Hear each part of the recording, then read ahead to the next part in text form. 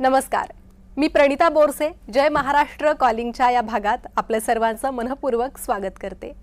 जे कारंजले गांजले त्यासी म्हणे जो आपुले, तोची साधू ओळखावा देव तेथेची जाणावा. संत तुकारामांच्या या ओळी काही व्यक्तींना अत्यंत तंतोतंत लागू होतात.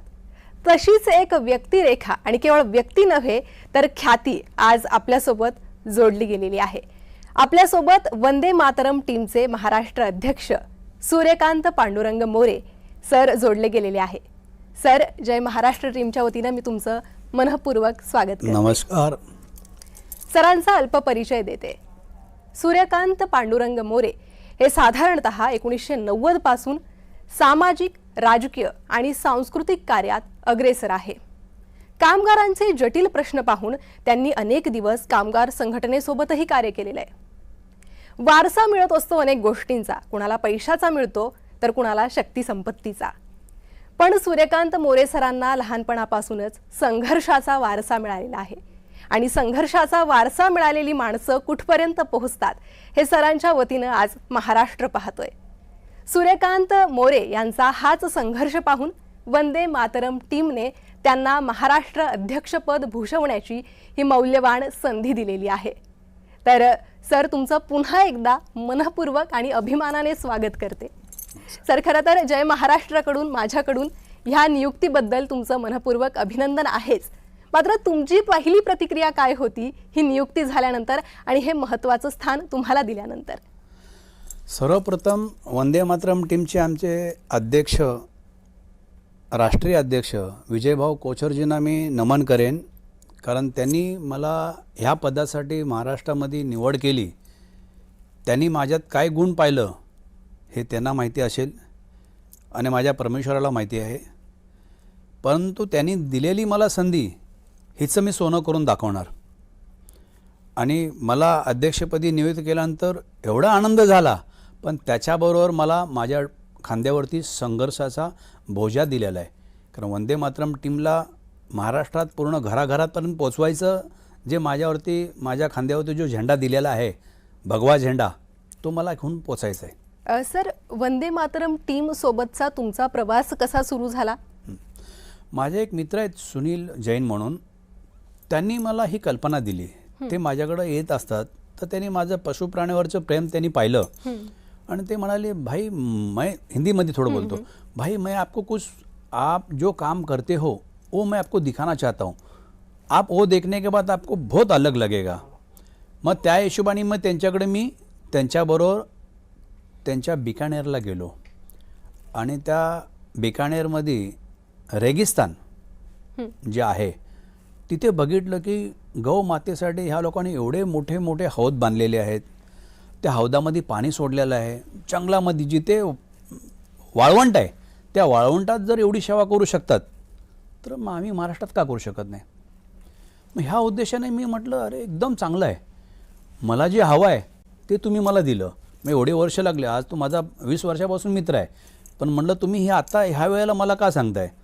पण ते माझ्यावरती एक झालेली गोष्ट होती, त्यांनी ती पाहिली होती, तर बोलले तुमच्या वाटेशी परमेश्वर आहे तर तुम्ही हे करा. मग त्यांना गेल्यानंतर त्यांनी मला करा म्हणले, परंतु मी बघितल्यानंतर मलाच वाटलं की ही वस्तू मला महाराष्ट्रात न्यायची आहे. हे तुमचं वडाचं झाड जे आहे बिकानेरचं, तर मी महाराष्ट्रात लावणार आणि त्याचं रोपटं पूर्ण महाराष्ट्रभर मी करणार. ह्या उद्देशाने मी उतरलो. अगदी.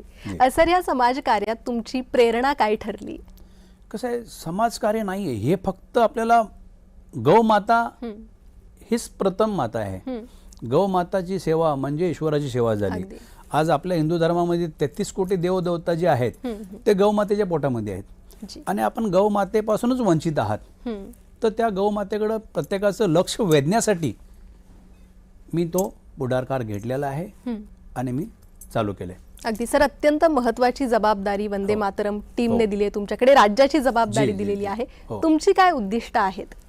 माझी उद्दिष्ट आहेत ही, माझ्याकडे जी दिलेली जबाबदारी आहे ते प्रत्येक घरामध्ये, महाराष्ट्राच्या प्रत्येक घरामध्ये मला एक वंदे मातरमचा मावळा तयार करायचा आहे. अरे वा. एक मावळा तयार करेन मी, असं मी उद्दिष्ट घेऊन चाललेलो आहे. सर, राज्यातल्या कोणकोणत्या सामाजिक समस्यांवर तुम्ही काम करत आहात आणि सर्वप्रथम कोणती अशी समस्या सध्या भेडसावते राज्याला किंवा समाजाला, ज्यावर तुम्ही लक्ष केंद्रित केलंय? नाही, सर्वप्रथम मी गौमाते संदर्भातच आहे. त्याच्यानंतर समाजात लागणाऱ्या सर्व गोष्टींना मी हाताळण्याचे प्रयत्न करीन. महिलांचं आहे, प्राण्यांचं आहे, मनुष्याचं आहे, अपंगत्वजनचे आहेत, अशा सर्वासाठी आपण आघाडी घेणार आहे आणि आम्ही इथं कॅम्प चालवणार. हॉस्पिटलचे ज्या कॅम्प्स असतात त्या आपण ग्रामीणमध्ये, मुंबईमध्ये जी आवश्यकता नाही पण ग्रामीणमध्ये जी आवश्यकता आहे अगदी. आपण नक्की करणार. अगदी. हो. सर, कोणत्याही कामात युवकांचा सहभाग हो. हा अमूल्य मानला जातो. हो. तर या युवकांच्या सहभागासाठी आणि त्यांना सहभागी करून घेण्यासाठी तुमची रणनीती काय असेल? हेच मी तुम्हाला सांगितलं. मी आता सुरुवात केलेली आहे. मी आपल्याला आपल्या माध्यमातून दाखवतो. हे वंदे मातरम आहे आणि ही मी प्रथम यादी जाहीर करतो, केलेली आहे. हे आपल्याला दाखवण्यासाठी मी आणलेले आहे. ही सुरुवात आहे माझी. 21 लोकांची नेमणूक केलेली आहे आणि हे माझे सगळे मावळे आहेत. ते मला घेऊन संगती जाणारे मावळे आहेत. बघा, महाराजांनी लढण्यासाठी जंग पछाडला, परंतु त्यांना जे मिळाले ते कट्टर मिळाले. असेच हे कट्टर आहेत आणि ह्यांच्यातून आज 21 पासून मी 21,000 21 लाखापर्यंत मी जाण्याचा धोरण ठरवलेलं आहे. अगदी. हो. सर, अनेक सामाजिक संस्था आहे किंवा अनेक गोसंस्था आहेत हो. ज्या गायीसाठी किंवा प्राणीप्रेमी संस्था आहेत ज्या प्राण्यासाठी काम करतात. हो. वंदे मातरम टीमचं वेगळेपण काय? हो, वंदे मातरम टीमचं वेगळंपण असं आहे की जे मी पाहिलं बिकानेरमध्ये, जे पाहिलं ते निस्वार्थ आहे. त्याच्यामध्ये कुठे स्वार्थच नाही आहे आणि निस्वार्थ संस्थेसाठी काम करण्याला मला आवडेल. तिथं आर्थिक कुठलाही नाही, फक्त सेवा आणि सेवाच करायची आहे. आणि त्या सेवेतून जी व्यक्ती जी सेवा करणार आहे त्याला, त्याच्या परिवाराला काय साधन होणार आहे हे मी समजू शकतो, जे मी स्वतः समजलोय. तेच मला सर्वांना युवकांना समजवायचं आहे. आज सोशल मीडिया चांगला आहे. सोशल मीडियाच्या माध्यमातून युवकांना मी आवाहन करणार आहे आपल्या जय महाराष्ट्र माध्यमातून की तुम्ही जुडा, वंदे मातरमशी जुडा आणि आपल्या घरासाठी, आपल्या परिवारासाठी गौमातेची सेवा करा. आज तुमच्या घरामध्ये जे अन्न आहे तुम्ही रात्री जे ठेवता, सकाळी ते फेकून देता. अगदी. तर ते न फेकता फक्त तुम्हाला तेवढंच करायचं आहे. ते उचलून आपल्या कुठल्या तरी आपल्या घराच्या बिल्डिंगच्या आजूबाजूला कुठेतरी गौमातेचं आहे तिथे नेऊन तुम्हाला त्याला फक्त चारायचं आहे. तो आशीर्वाद तुम्हाला मिळणारच आहे. फक्त हे न टाकता हे तिथं पोचावं, हा मला त्यांना आव्हान करायचं आहे. अगदी. सर, आपल्या संस्कृतीत, हिंदू धर्मात सांगितल्याप्रमाणे भूतदया हा अत्यंत महत्त्वाचा भाग मानला जातो. हो. मात्र सध्या ह्याच प्रश्नासंदर्भात जनजागृती करण्यासाठी मोठ्या आव्हानं निर्माण होत आहे. हे दुर्दैव म्हणावं लागेल. दुर्दैवच आहे. हे आव्हानं शहरी भागात आणि ग्रामीण भागात तुम्ही कसे झेलेलेत, पेलेलेत? शहरी भागामध्ये मी लोकांना हे सांगेन की आज पशुप्राण्यासाठी तुम्ही ॲटलिस्ट फक्त एक छोटंसं भांडं ठेवा बाहेर, ज्यात चिमणी येऊन पाणी पितील. तुम्हाला मी व्हिडिओमध्ये माझ्या दाखवेन आम्ही कसं करतो. पाणी द्या त्यांना, ते येणार पाणी पिऊन जाणार. मी त्याच्यामध्ये खाद्य त्यांना द्या असं बोलणार नाही आहे, कारण त्याच्यापासून मग रोगराई पसरते हे लोकांचं असं डोक्यात आहे. तर आपल्याला त्याला पण विरोध नाही करायचा. फक्त मी सांगेन पाणी द्या. त्यांना जगण्यासाठी पाण्याची आवश्यकता आहे. अन्नाचं ते स्वतः शोधून आपलं पोट भरतील, फक्त पाणी पोचवावं. हा शहरी भागामध्ये. ग्रामीण भागामध्ये त्यांना आहे सर्व, तिथे फक्त त्यांना औषधाची आवश्यकता आहे. आज मोठे मोठे आजार येत आहेत. अगदी. तर त्यासाठी ग्रामीण भागामध्ये मी मावळे जे तयार करणार आहे ते त्यांना तिथे औषध उपचार करण्यात यावा. बाकी सगळं ठीक आहे त्यांचं. अगदी. सर, सर, ह्या प्रश्नाचं मला विस्तृत उत्तर हवंय तुमच्याकडून. बोल ना. आतापर्यंतच्या या कामात आणि या कार्यात तुमचा असा अनुभव सांगा एखादा जो असा मनाला लागून गेलेला आहे. प्राण्याबद्दल मी काय सांगू, प्राण्यामुळंच मी वाचलेलो आहे. आज माझा काळू म्हणून डॉग आहे, आज त्याच्यामुळंच मी वाचलेलो आहे. त्याचं माझ्या एवढं प्रेम आहे. माझा मोठा ॲक्सिडेंट झाला होता, परंतु त्याच्या प्रेमापोटी मला 5 सेकंदामध्ये मुंबईसारख्या ठिकाणी ॲम्ब्युलन्स आलेली आहे आणि मला फक्त माझ्यासाठीच ती ॲम्ब्युलन्स आली होती. आली आणि मला घेऊन गेली होती. हा मला त्याचेच उपकार आहेत. हे मला सांगायला एकदम आनंद होतो आहे. कारण हे जे मी स्वतः अनुभवलेलं आहे, माझं दुसरं आयुष्य हे प्राण्यामुळंच मला मिळालेलं आहे. म्हणून मी सांगेन प्रत्येकाला की प्राण्याची सेवा करा. काही त्याला गरज नाही आहे. तुमच्यातून राहिलेलं जे आहे तेवढंच त्यांना द्या, त्यांच्यापर्यंत मी पोचा. हे मोठं उद्दिष्ट आहे. फक्त पोचावं, आणि पोचण्यासाठीच मी तयार करतो आहे की आपण पोचावं. आपल्या माध्यमातून मी लोकांना हेच सांगेन, तुम्हाला फक्त पोचायचं आहे. तुमच्याकडे आहे जे तुम्ही वेस्टेज टाकणार आहे ते न टाकता त्यांना पोचवा. तुम्हाला त्याचे आशीर्वाद 100% मिळतील. तुम्हाला तुमच्या आईवडिलांचे आशीर्वाद मिळतील, तिथूनच मिळतील. सर, आज जर आपण बोलायला गेलो तर सरकारचा पाठिंबा हो. आणि ह्या सरकारी व्यवस्थेची मदत प्रत्येक क्षेत्राला हवी असते. सरकारच्या समन्वयाबद्दल तुमची भूमिका काय आहे? सरकारपर्यंत ह्या ज्या समस्या आहेत ह्या आपल्या वंदे मातरमच्या टीमच्या माध्यमातून मी सरकारपर्यंत पोहोचवण्याचा प्रयत्न करेन. सरकार 100% मदत करतं आहे. फक्त पोचवणं हा आपलं कर्तव्य आहे. प्रत्येक ठिकाणी सरकार उतरू शकत नाही, जाऊ शकत नाही. परंतु ह्या सामाजिक संस्था आहेत, ह्या संस्थेने राजकारण न करता समाजकारणासाठी आपण ह्या समस्या सरकारपर्यंत पोहोचवायला पाहिजे. हा समन्वय मी सरकारशी साधेन आणि मला चांगलं यश येईल त्यामध्ये. कारण ह्याच्यामध्ये माझा कुठला स्वार्थ नाही आहे. आणि सरकार हे हिंदू धर्मावरतीच आहे, त्याच्यामुळे 100% ते मदत करेल अशी माझी अपेक्षा आहे. अगदी सर, ही अपेक्षा पूर्ण व्हावी आणि सरकारचाही तितकाच समन्वय आपल्याला मिळावा अशी अपेक्षा आम्हीही व्यक्त करतोय. आणखी विस्तृत चर्चा या संदर्भात या मुद्द्यावरून तुमच्याशी करायची आहे. मात्र एक छोट्याशा विश्रांतीसाठी थांबतोय, पुन्हा परत येतोय.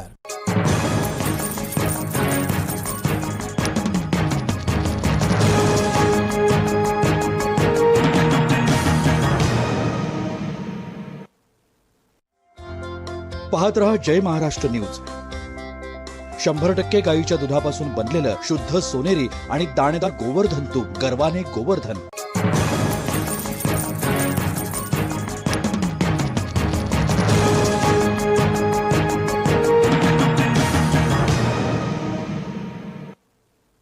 विश्रांतीनंतर तुम्हा सगळ्यांचं पुन्हा एकदा मनपूर्वक स्वागत करते. आपल्यासोबत सूर्यकांत मोरे सर जोडले गेलेले आहे.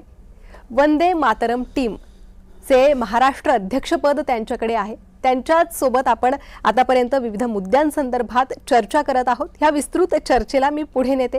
सर, आतापर्यंत अनेक महत्त्वाचे मुद्दे आपण मांडले. मात्र सध्या जो सामाजिक मुद्दा भेडसावतोय तो आहे महिला सुरक्षेचा, महिला सक्षमीकरणाचा. अनेक घटना घडतायत. तुम्ही कसं पाहतायत या मुद्द्याकडे आणि महिला सक्षमीकरणाबाबत तुमचं मत काय? हा मुद्दा नाही आहे, हा आमच्या अंगावरती शहारे आणतोय अशी परिस्थिती महाराष्ट्रामध्ये झालेली आहे. ही आजपर्यंत कधी अशी वेळ आली नव्हती महाराष्ट्रामध्ये. का आली सांगू शकत नाही. ह्यासाठी महिलांनीच पहिलं उतरलं पाहिजे. कारण महिलांनी आता पुरुषांच्यावरती विश्वास ठेवण्यात आता अर्थ राहिलेला नाही आहे. कारण आजची परिस्थिती अशी झालेली आहे, एक बापच जर आपल्या मुलीशी अशा प्रवृत्तीचं जर कार्य करत असेल तर महाराष्ट्रावरती किती मोठं संकट आलं आहे. ह्याच्यासाठी प्रत्येक घरामध्ये मावळा तयार करायचा आहे. का?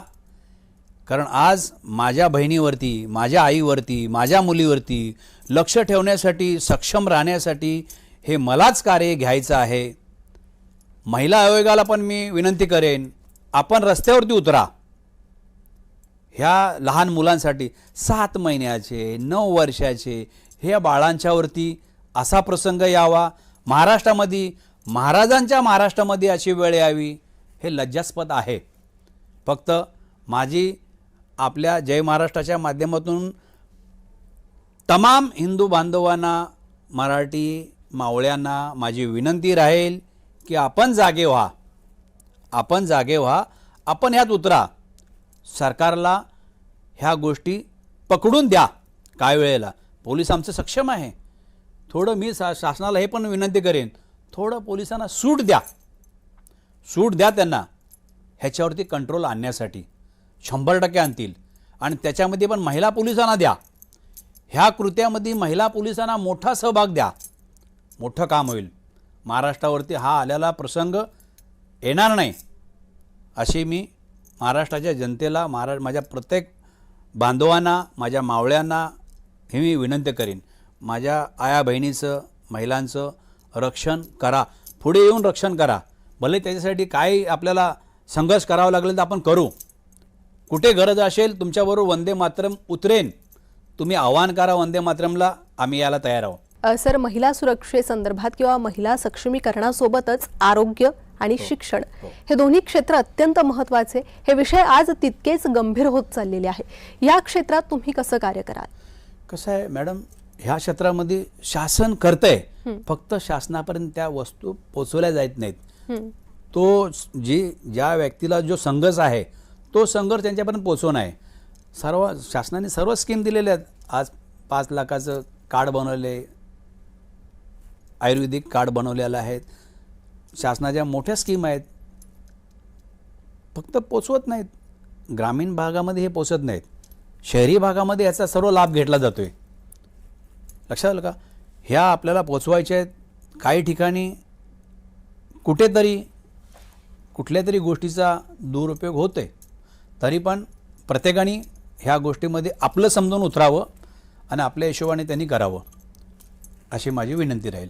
सर, संघटनेतील पारदर्शकता टिकवण्यासाठी, विश्वास टिकवण्यासाठी तुमची काय उद्दिष्ट आहे? तुम्ही कसं कार्य कराल प्रेक्षकांना सांगा. बघा, आमच्या संघटनेमध्ये आर्थिक व्यवहारच नाही आहे, कुठल्याही गोष्टीचा आर्थिक व्यवहार नाही आहे, म्हणून पारदर्शकता 100% आमची आहे. ती कशी पारदर्शकता आहे, आपण सामील व्हा, आपल्याला दिसेल पारदर्शकता. कुठला याच्यामध्ये स्वार्थ नाही आहे, फक्त सेवा, गौमातेची सेवा, सेवा आणि सेवा, ह्याच्या पलीकडे काही नाही आहे. सर, गोमाता विषय झाला, भूतदया विषय झाला, असे अनेक विषय आहे, समाजातील दुर्लक्षित घटक आहे. या घटकांसाठी वंदे मातरम टीमच्या तुमच्या उपाययोजना काय असतील? ह्यासाठी आम्ही कॅम्प राबवणार आहेत. आम्ही ग्रामीणमध्ये या कॅम्प राबवणार आहे दुर्लक्षांसाठी.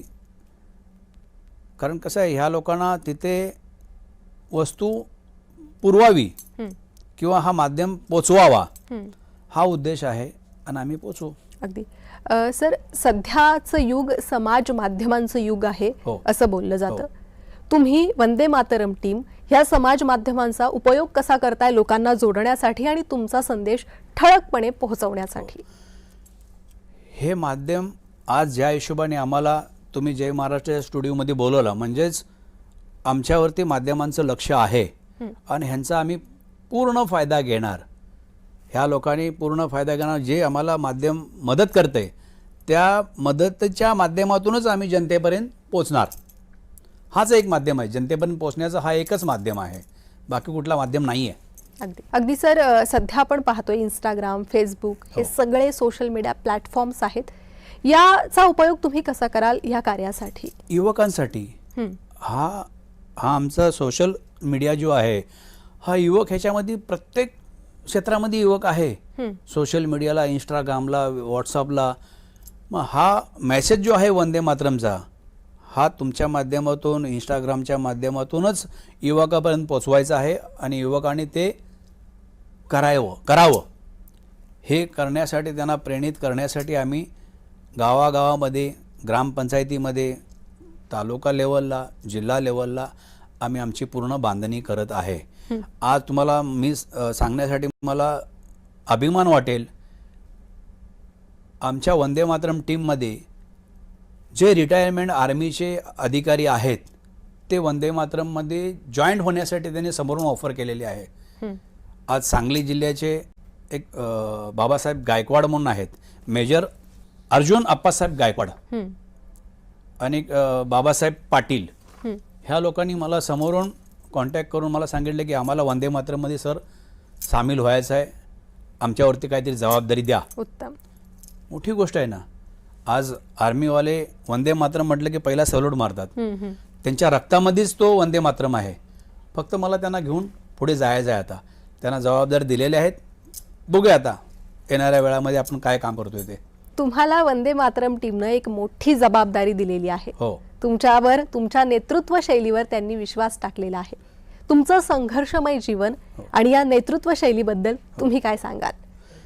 त्यांनी जो माझ्यावर विश्वास टाकला हीच मोठी माझ्यासाठी संघर्षाची गोष्ट आहे. कारण त्यांनी माझा संघर्ष पाहिलेला आहे. एका भेटीमध्ये मला महाराष्ट्र अध्यक्षपद दिलं म्हणजे किती मोठी गोष्ट आहे ती. अगदी आज विचार करण्याची गोष्ट आहे. वंदे मातरम टीमने माझी फक्त एकच मुलाखत त्यांच्याबरोबर त्यांच्या रेगिस्तानमध्ये गेलो होतो, त्यांना भेटलो आणि विजयभाऊ कोचरजीने मला अध्यक्षपद दिलं, ही सगळ्यात मोठी गोष्ट आहे. त्यामुळे तुमचं नेतृत्व तुम्ही टिकवाल आणि तुम्ही दाखवून द्याल हा विश्वास व्यक्त करते. दरम्यान 100% कोणत्याही संघटनेला पुढे जायचं असतं आणि पुढे मोठं कार्य करायचं असतं. अशाच प्रकारे वंदे मातरम टीमला पुढील 5 वर्षात तुम्ही कुठे पाहतायत? पुढील 5 वर्षात वंदे मातरम टीम प्रत्येक घराघरामध्ये असेल हे मी आज आपल्या माध्यमातून प्रत्येक जनतेला मी सांगेन. मी तुमच्यामध्ये आहे, वंदे मातरम टीम तुमच्यामध्ये आहे, तुमचं मला सहकार्य हवं आहे. सर, तरुण पिढीला काय संदेश द्याल आणि वंदे मातरम टीमशी जोडण्यासाठी त्यांना कसं प्रवृत्त कराल? आपल्याला सांगितल्याप्रमाणे मी आता 21 शैलेदार तयार केलेले आहेत. ते 21 शैलेदार पूर्ण गावागावापर्यंत पोहोचतील आणि ते मावळे तयार करतील. अगदी. आणि सगळे हे आज यंग जनरेशन जे आपण बोलतो त्यालाच मी मावळे बोलतोय. अगदी. तर ते मावळे आम्ही तयार करू. येणाऱ्या 5 वर्षात तुम्हाला वंदे मातरम टीम ज्या पद्धतीने तुम्ही आज मला स्टुडिओमध्ये बोलवून जो माझा मान सन्मान दिलेला आहे, वंदे मातरम टीमचा मान सन्मान केलेला आहे, ह्याच्यापुढं ही मीडिया आमच्याबरोबर तुमचा कॉन्वॉ असेल पूर्ण महाराष्ट्रामध्ये, एवढं कार्य करून दाखवेन. अगदी. सर, मी सुरुवातीलाच सांगितलं संघर्षानं भरलेलं लहानपण आणि अजूनही जीवनात अविरत संघर्ष सुरू आहे. मात्र ह्याच जीवनातील संघर्षातील कोणत्या मूल्यांचा परिणाम आजही तुमच्या कार्यावर दिसून येतो? मी तुम्हाला सांगेन, लहानपणापासून मी संघर्ष केला. मी 4 वर्षाचा होतो तेव्हापासूनचा माझा संघर्ष आहे, हा आजपर्यंत संघर्ष आहे. माझ्या रक्तातच संघर्ष आहे आणि जिंकल्याशिवाय माघार घ्यायची नाही, हे उद्दिष्ट आहे. सर, अत्यंत महत्त्वाचा हा मुद्दा, जसं आधी मी म्हटलं की भूतदया हा दुर्लक्षित होत चाललेला विषय आहे. मात्र जय महाराष्ट्राच्या वतीनं आम्ही तुम्ही नागरिकांना जागरूक करू पाहतोय आणि या मुद्द्याशी भूतदयेशी अधिकाधिक तुम्ही जोडा असा प्रयत्न करतोय. मात्र जय महाराष्ट्राला, महाराष्ट्रातील जनतेला आमच्या माध्यमाच्या वतीने तुम्ही काय संदेश द्याल, काय प्रेरणा सांगाल? मी जय महाराष्ट्राच्या वतीनं आपल्याला विनंती करतो की आपण महाराष्ट्रातल्या प्रत्येक जनतेला, प्रत्येक हिंदू बांधवांना अशी विनंती करा, पशुप्राण्यांना पाणी द्या, तुमच्या पूर्ण घराच्या बाहेर खिडकीमध्ये ठेवा, टेरेसवर ठेवा, पाणी ठेवा. आज किती गरमी आहे, गरमीमध्ये हाल होते माणसाचं, ते आपण सांगू शकतो एक दुसऱ्याला की आमचं हे हाल आहे, त्यांनी कुणाला सांगावं? तर हे आपल्या जय महाराष्ट्राच्या माध्यमातून प्रत्येक जनतेला आवाहन करा आपण की प्रत्येकाने पशुप्राण्यांना पालन करण्याचा प्रयत्न करावे, अशी माझी विनंती राहील. अगदी. सर, खूप धन्यवाद. तुम्ही या मोलाच्या विषयावर आमच्या प्रेक्षकांचं मार्गदर्शन केलेलं आहे. तुमच्या पुढील कार्यासाठी, ह्या निवडीसाठी तुम्हाला खूप शुभेच्छा, अभिनंदन. आणि महाराष्ट्राला तुमच्या कार्याचा हा अभिमान, गौरव कायमच असणार आहे. तुम्ही जय महाराष्ट्र टीमसोबत संवाद साधला आणि तुमचा अनमोल असा वेळ दिला, त्यासाठी खूप खूप धन्यवाद. धन्यवाद. जय हिंद, जय महाराष्ट्र, वंदे मातरम. जय महाराष्ट्र अशाच वेगवेगळ्या विषयांवर तुमच्या भेटीला येणार आहे. तुर्तास या भागात एवढंच. नमस्कार.